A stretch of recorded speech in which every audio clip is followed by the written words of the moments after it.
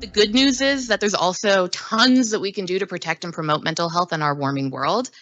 And we need to encourage our leaders to make deep-seated changes faster and more effectively than they've ever done before to help safeguard our population's well-being along these lines. And we can really take this vicious cycle that I mentioned and we can turn it into a virtuous one by enacting win-win solutions. So programs and policies that address climate and mental health at once. We can feed two birds with one seed, as they say. So, for instance, by increasing the provision of blue and green spaces, the climate benefits as more vegetation is planted and absorbs carbon dioxide and provides necessary shading in urban heat islands that mitigate against extreme heat's bad effects on community well-being, but also on community mental health so that people can sleep better at night.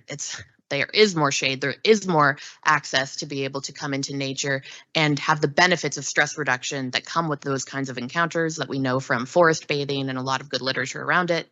Or another example, just by increasing active transport, right? The climate, of course, benefits with fewer car rides and lowered emissions, and mental health benefits with lowered air and noise pollution and general physical exertion, which is good for our bodies and brains. So it's taking these kinds of holistic looks and really integrating them into care pathways that we need to be thinking about at a policy level. Another example is improving the energy efficiency of housing, right? Climate obviously benefits as fewer fossil fuels are burned.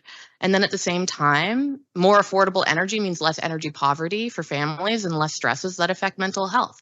All of these things are interconnected at a systems level. And the Imperial College London group called Climate Cares has a wonderful policy briefing that outlooks a variety of win-win solutions that we can bring into our institutional settings. One big one that comes up all the time is the importance of community cohesion. And I know this day today is meant to bring out social ties, social relationships amongst colleagues, and this is fantastic. We need to invest in deepening our ties wherever and however we can. Because the potential of social relationships to allow residents to achieve shared goals is called social capital.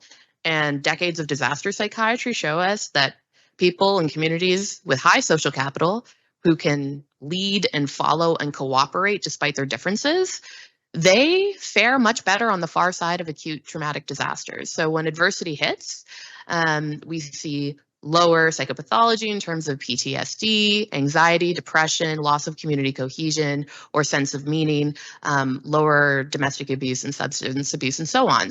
For instance, in one study that looked at what happened after a cyclone ripped through Australia, took the roof off of many children's homes, damaged property.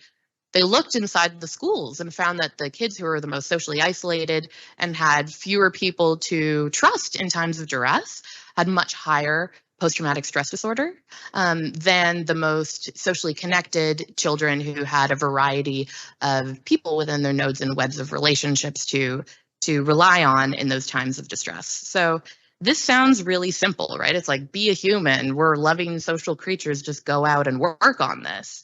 And we should, but it's not as simple as it sounds, given that loneliness and social isolation have cropped up in many of our societies so strongly, such that it's now being called an epidemic in the United States by the US Surgeon General. And we know that loneliness can be as bad for you as smoking 12 cigarettes a day. It can reduce life expectancy by 30%, links with dementia and heart disease and all kinds of things.